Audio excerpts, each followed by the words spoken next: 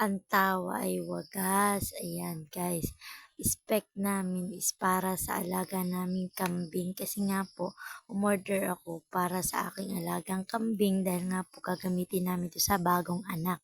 Pero hindi ko inaasahang damit pala ni Mimi ang dumating. Kaya ayan, tawang-tawa ang aking asawa at ang aking anak kasi nga para kay Mimi yung dumating.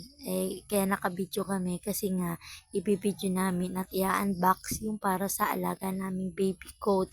Pero nangyari para kay Mimi, kay baby Mimi namin. Ayan, sobrang sayang-saya. Pero okay lang naman po kasi magagamit din naman namin at masusuot ni Mimi yung mga damit. Pero ang tawa lang ng aking asawa kasi nga hindi namin talaga in-expect na para kay Mimi yung dumating na kasi matagal pa namin ni-expect yung damit ni Mimi pero ang dumating ay damit niya.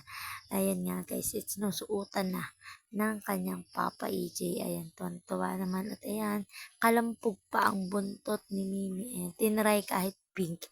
Pero lalaki po yung aming paping. Ayan, tuwan-tuwa. Ayan, binibihisa na po. Kaya enjoy pa rin naman po yung dumating sa amin na parcel. Ayan.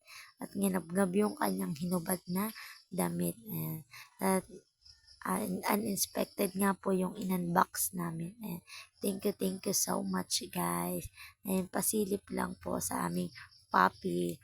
Ayan na, sinuot na niya po yung dumating na kanyang damit. Happy naman yung aming puppy. Ayan, tawan-tawa yung aking asawa dyan at